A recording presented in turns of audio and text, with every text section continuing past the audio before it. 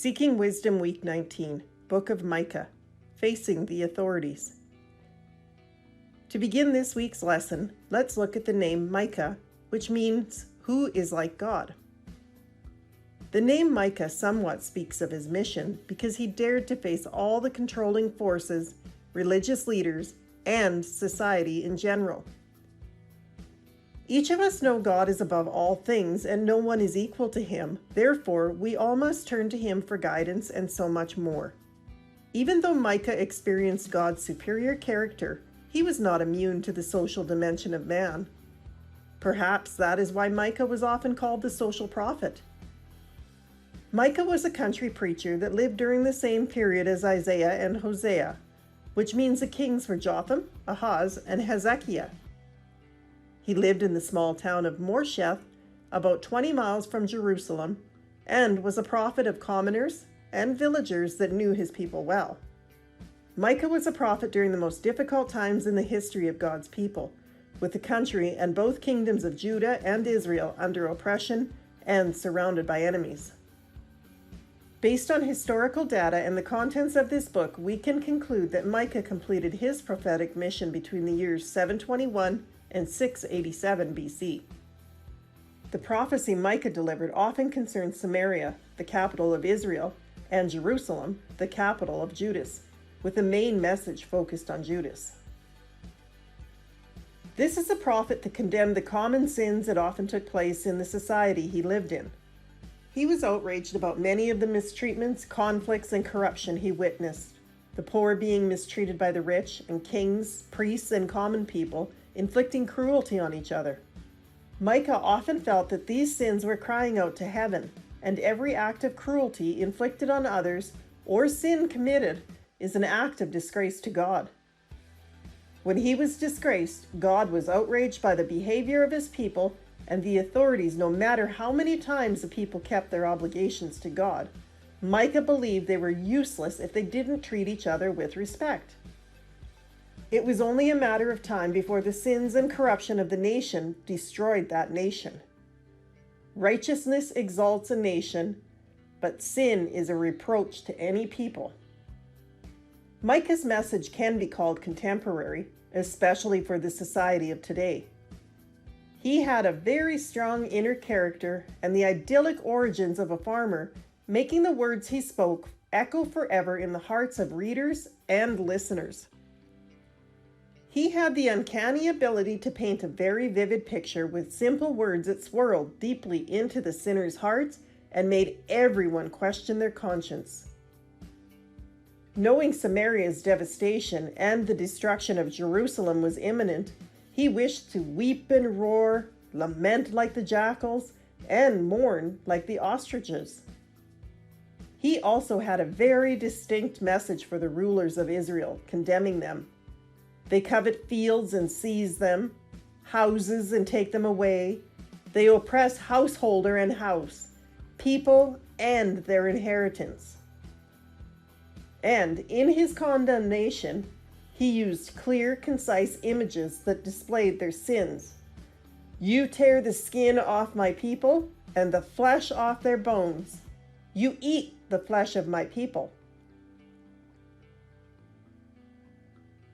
During these times, false prophets also tried to deceive the people. But Micah spoke out saying, when they have something to eat, but declare war against those who put nothing into their mouths.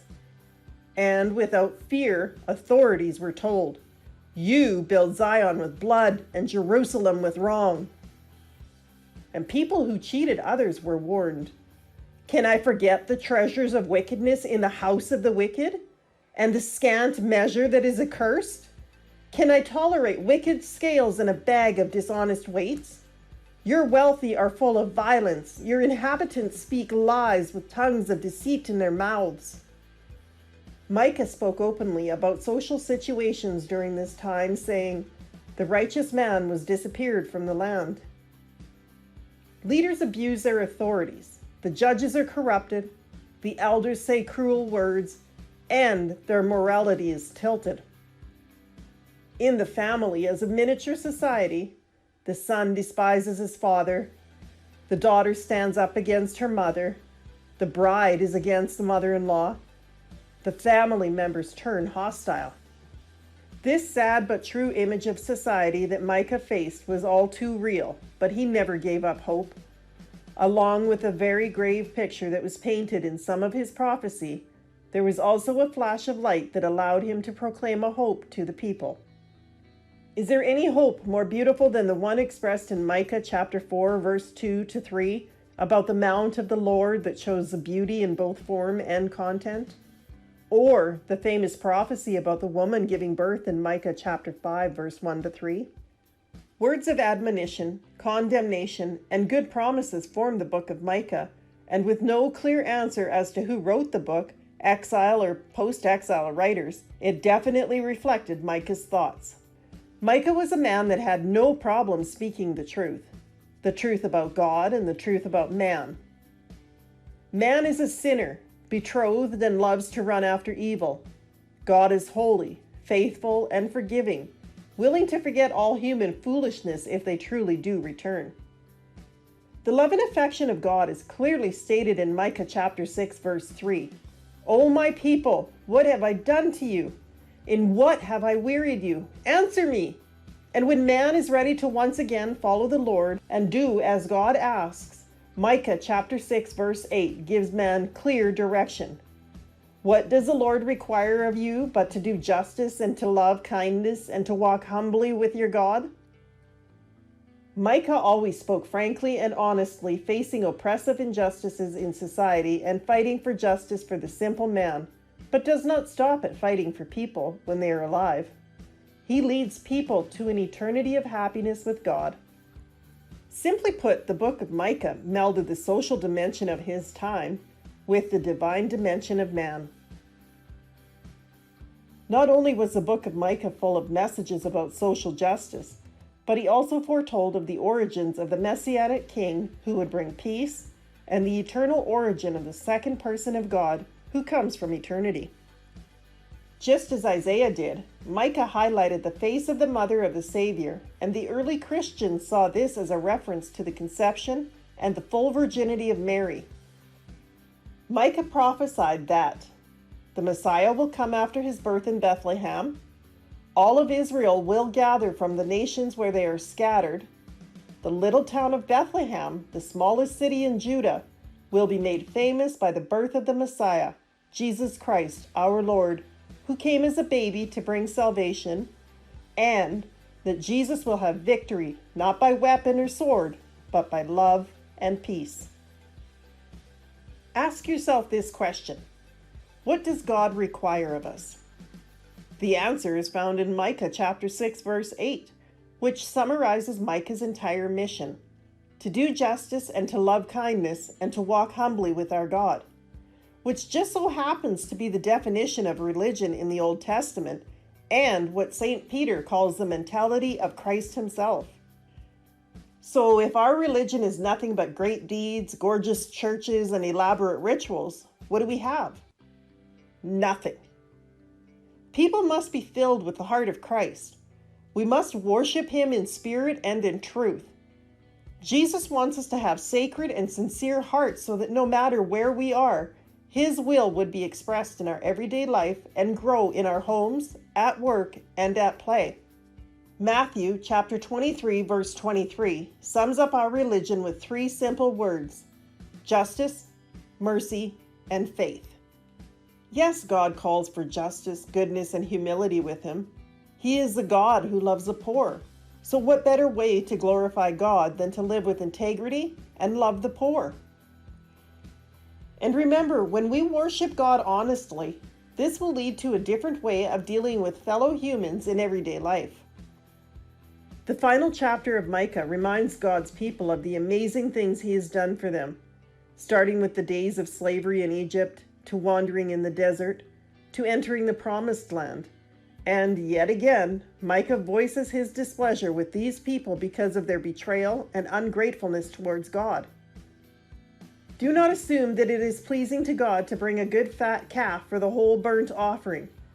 Do not think that the use of material possessions to offer can cover the eyes of God, because for you have no delight in sacrifice, If I were to give a burnt offering, you would not be pleased.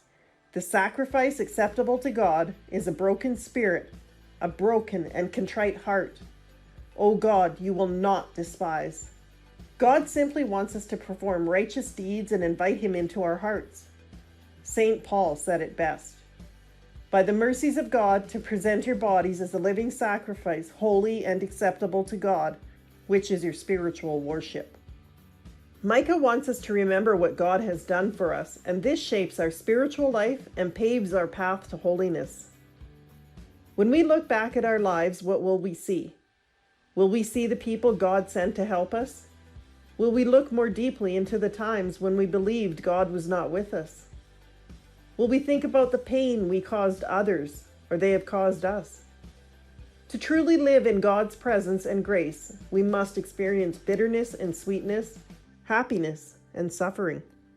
This week's lesson will conclude with the song, O My People, that was inspired by chapter 6 in the book of Micah. This song is sung on Good Friday, commemorating Jesus' passion, while the parishioners worship the cross and listen to the choir sing about grief and reprimand. This song sends a very strong message, reprimanding us for our unfaithfulness and ungratefulness. My people, what have I done to you? How have I offended you? Answer me! For your sake I scourged your captors and their firstborn sons, but you brought your scourges down on me. I led you from slavery to freedom and drowned your captors in the sea, but you handed me over to your high priests. I opened the sea before you, but you opened my side with a spear. I led you on your way in a pillar of cloud, but you led me to Pilate's court. I bore you up with manna in the desert, but you struck me down and scourged me. I gave you saving water from the rock, but you gave me gall and vinegar to drink. For you I struck down the kings of Canaan, but you struck my head with a reed. I gave you a royal scepter, but you gave me a crown of thorns. I raised you to the height of majesty, but you have raised me high on a cross. My people, what have I done to you? How have I offended you? Answer me. Thank you for watching. We hope you enjoyed this week's lesson. Please join us next Friday for our new video. The answers to this week's questions will be revealed in next week's video. Remember, every Friday at 7 p.m., the Seeking Wisdom Challenge will be posted on YouTube and Facebook. If you enjoyed this video, please like, share, or subscribe to our channel. If you have any questions, leave them in the comment section below. Thank you for watching, and we wish you a wonderful weekend full of grace and joy.